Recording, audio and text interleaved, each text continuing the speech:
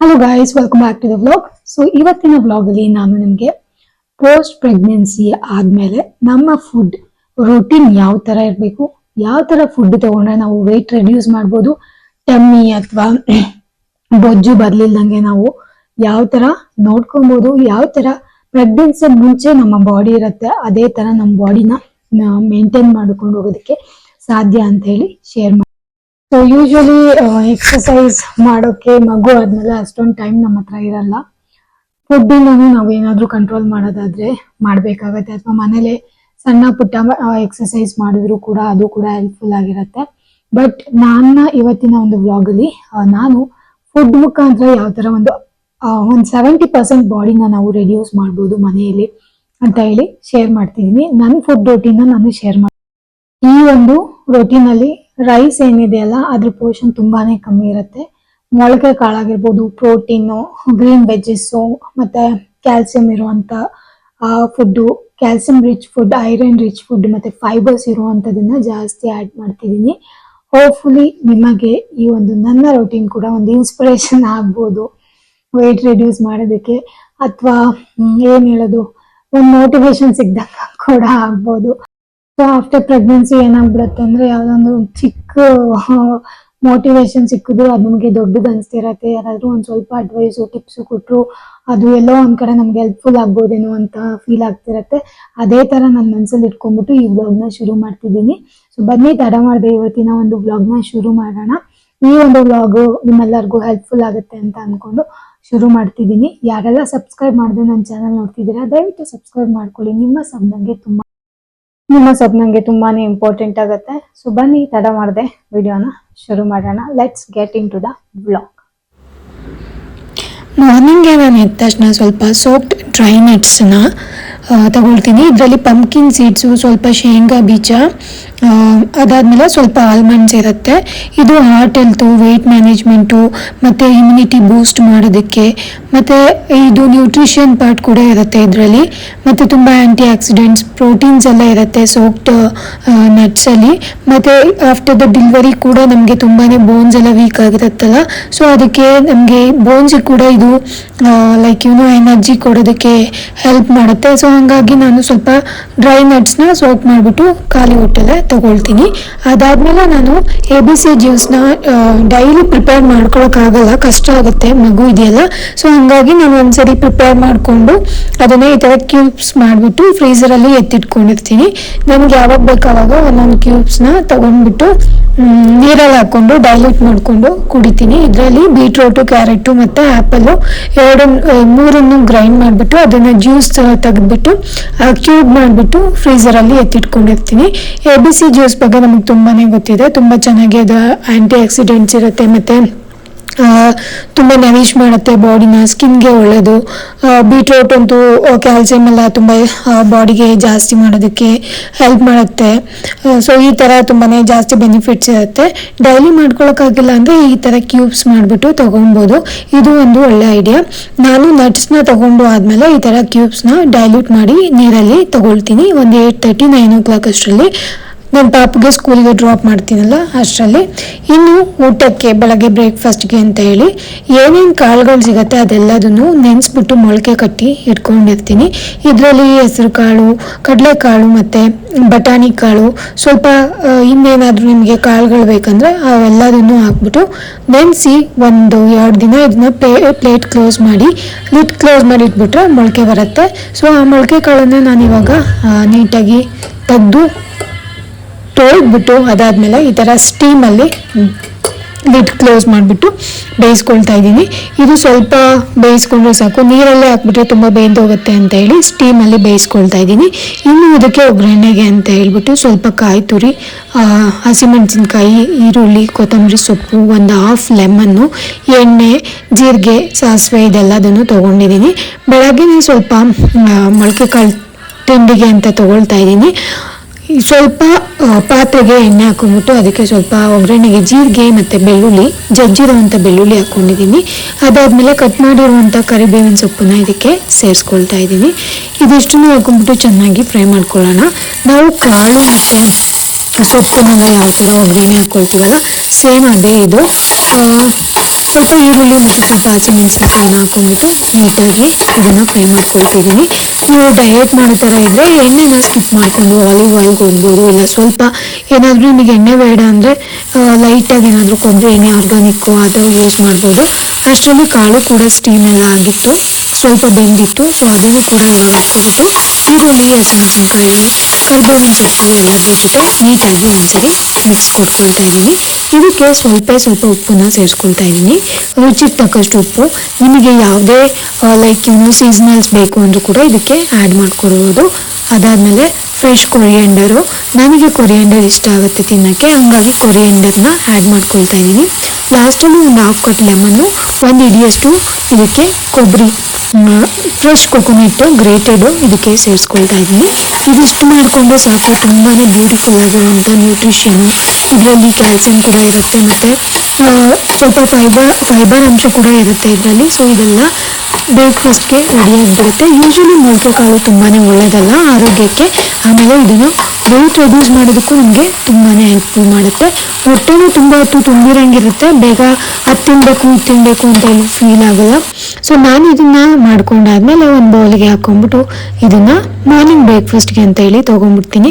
ಇಷ್ಟು ಕಾಳನ್ನು ತೊಗೊಂಡ್ರೆ ಸಾಕು. ಮಧ್ಯಾಹ್ನ 1 ಗಂಟೆ 2 ಗಂಟೆವರೆಗೂ ಏನು ತಿನ್ನಬೇಕು ಅಂತ ಅನಿಸೋದೇ ಇಲ್ಲ. ಹೊಟ್ಟೆ ತುಂಬಿರೋವಂಥ ಫೀಲ್ ಇರುತ್ತೆ. ಆಮೇಲೆ ಡೈಜೆಷನ್ ಕೂಡ ತುಂಬ ಚೆನ್ನಾಗಾಗುತ್ತೆ. ನಿಮ್ಗೇನಾದರೂ ಕಾನ್ಸ್ಟಿಪೇಷನ್ ಪ್ರಾಬ್ಲಮ್ ಇತ್ತಂದರೆ ಸ್ವಲ್ಪ ಅದಕ್ಕೆ ಹಿಂಗೆ ಅಂತ ಹೇಳ್ತಾರಲ್ಲ, ಹಿಂಗನ್ನ ಒಗ್ಗರಣೆ ಜೊತೆಲೆ ಸೇರಿಸ್ಕೊಳ್ಬೋದು. 1 ಬೌಲಷ್ಟು ನೋಡಿ ಮೊಳಕೆ ಕಾಳು ರೆಡಿಯಾಗಿದೆ. ತುಂಬ ಆರೋಗ್ಯಕ್ಕೆ ಒಳ್ಳೆಯದು. ವೆಯ್ಟ್ ರೆಡ್ಯೂಸ್ ಮಾಡೋದಕ್ಕೆ ಕೂಡ ತುಂಬಾ ಹೆಲ್ಪ್ಫುಲ್ಲಾಗಿ ನಮಗೆ ಸಹಾಯ ಮಾಡುತ್ತೆ. ಇನ್ನು ಮಧ್ಯಾಹ್ನಕ್ಕೆ ನಾನು ಬ್ರೋಕನ್ ರೈಸ್ ತೊಗೊಂಡಿದ್ದೀನಿ, ಒಂದು ಬಾಯ್ಲ್ಡ್ ಎಗ್ಗು, ಸ್ವಲ್ಪ ಬ್ರಾಕ್ಲಿ ಸ್ಟೀಮ್ ಮಾಡಿರೋವಂಥದ್ದು, ಅದ್ರ ಜೊತೆ ದಾಲು, ಅದಾದಮೇಲೆ ಸ್ವಲ್ಪ ಚಿಕನ್ ತೊಗೊಂಡಿದ್ದೀನಿ. ಚಿಕನ್ನು ಬಂದು ಪ್ರೋಟೀನ್ಗೆ, ಹಸಿ ತರಕಾರಿ ಅಂತ ಬ್ರಾಕ್ಲಿ ತೊಗೊಂಡಿದ್ದೀನಿ, ಎಗ್ಗು ಅಷ್ಟೇ ಪ್ರೋಟೀನ್ಗೆ ತೊಗೊಂಡಿದ್ದೀನಿ. ಬ್ರೋಕನ್ ರೈಸಲ್ಲಿ ವಿಟಮಿನ್ B13 ಇದೆ, B12 ಇದೆ. ಇದು ನ್ಯೂಟ್ರಿಷನ್ ತುಂಬ ಚೆನ್ನಾಗಿರುತ್ತೆ. ಅದಾದಮೇಲೆ ಇದು ಬಾಡಿನ ನರಿಶ್ ಕೂಡ ಮಾಡುತ್ತೆ, ಈಸಿ ಟು ಡೈಜೆಸ್ಟ್. ಕೆಲವು ಕಡೆ 7 ಲೈಕ್ ಇದೆ, ಅಂದ್ರೆ ಇದ್ರ ಮೇಲೆ 7 ಥಮ್ಸ್ ಅಪ್ ಇದೆ. ಇನ್ ಕೆಲವು ಕಡೆ 14 ಥಮ್ಸ್ ಅಪ್ ಇದೆ. ಇನ್ ಕೆಲವು ಕಡೆ 5, 6 ಆಗಿದೆ. ಇವಾಗ 25, 26 ವೆಜಿಟೇಬಲ್ನ ಬಾಯ್ಲ್ ಮಾಡಿಕೊಂಡು ತಿನ್ನೋಣ ಅಂತ ಹೇಳಿ. ಸೊ ಅದಕ್ಕೆ ಅಂತ ಹೇಳಿ ನಾನು ಮತ್ತೆ ಬ್ರೋಕ್ಲಿನೇ ಒಂದು ಸ್ವಲ್ಪ ಬಿಸಿನೀರಲ್ಲಿ ಹಾಕ್ಕೊಂಡ್ಬಿಟ್ಟು ಸ್ವಲ್ಪ ಉಪ್ಪು ಹಾಕ್ಕೊಂಡ್ಬಿಟ್ಟು ಚೆನ್ನಾಗಿ ಇದನ್ನು ಲೈಟಾಗಿ, ಅಂದರೆ ಜಾಸ್ತಿ ಬೇಯಿಸ್ಕೊಳಕ್ಕೋಗಿಲ್ಲ, ಲೈಟಾಗಿ ಸ್ವಲ್ಪ ಬೇಯಿಸ್ಕೊಂಡಿದ್ದೀನಿ. ತುಂಬ ಬೇಯಿಸ್ಕೊಂಡ್ರೆ ಮೆತ್ತಗಾಗ್ಬಿಡುತ್ತೆ, ತಿನ್ನೋಕ್ಕೆ ಸ್ವಲ್ಪನೂ ಚೆನ್ನಾಗಿರಲ್ಲ.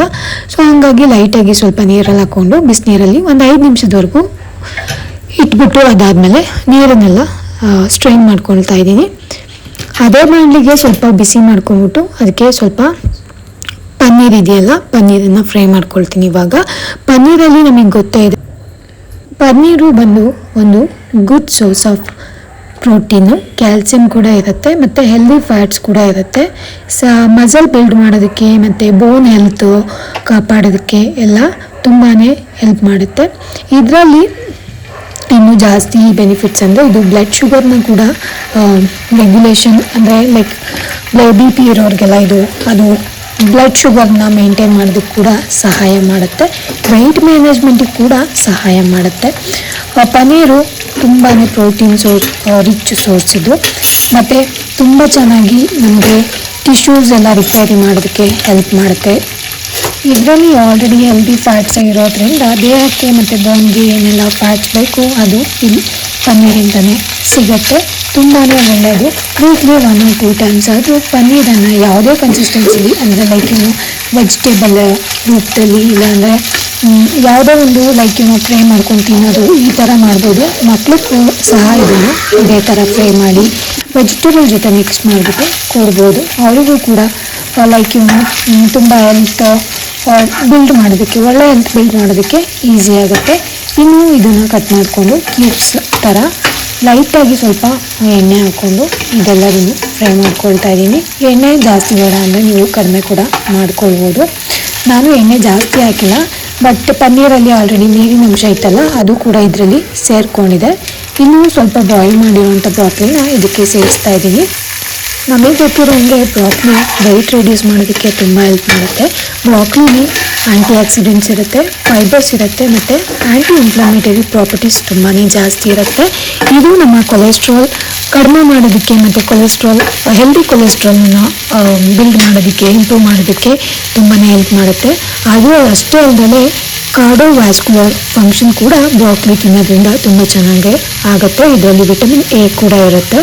ಇದು ಕಣ್ಣಲ್ಲಿ ಕ್ಯಾಟ್ರಾಕ್ಟ್ ಬರಲಿಲ್ದಂಗೆ, ಏಜ್ ರಿಲೇಟೆಡ್ ಕಣ್ಣಿನ ಸಮಸ್ಯೆಗಳು ಬರಲಿಲ್ದಂಗೆ ಹೆಲ್ಪ್ ಕೂಡ ಮಾಡುತ್ತೆ. ಡೈಜೆಷನ್ ಕೂಡ ತುಂಬ ಚೆನ್ನಾಗಾಗುತ್ತೆ. ಬ್ರಾಕ್ಲಿಲಿ ಲಿವರ್ನ ಡಿಟಾಕ್ಸ್ ಮಾಡೋ ಅಂಶ ಕೂಡ ಇರುತ್ತೆ. ಇದು ಒಂದು ಹೆಲ್ದಿ ಗಟ್ಸ್ನ ಕೂಡ ಬಾಡಿಗೆ ಕೊಡುತ್ತೆ. ಬ್ರಾಕ್ಲಿ ಬಗ್ಗೆ ತುಂಬಾ ಇರ್ಬೋದು ಹೇಳ್ಕೊಂಡು ಹೋದರೆ. ಇದರಲ್ಲಿ ವಿಟಮಿನ್ ಎ ಇದೆ, ವಿಟಮಿನ್ ಸಿ ಇದೆ.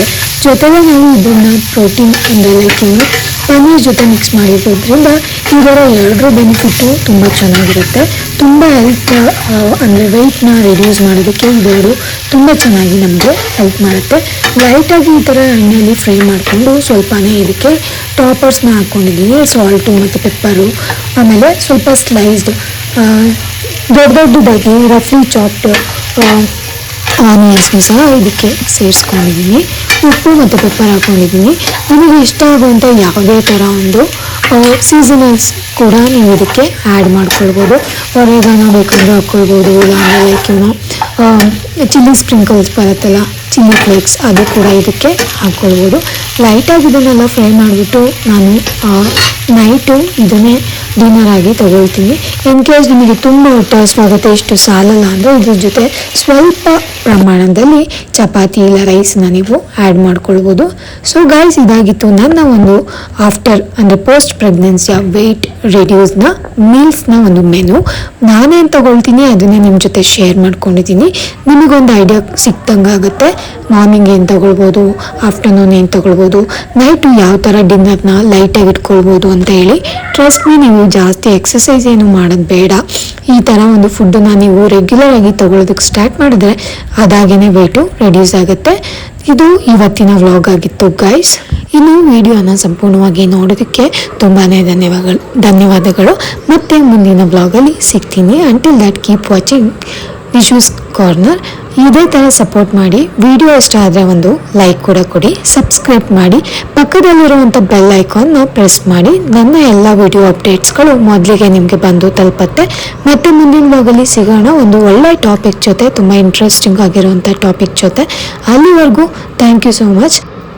ವಿಡಿಯೋ ನೋಡಿದ್ದಕ್ಕಾಗಿ ತುಂಬಾ ಧನ್ಯವಾದಗಳು.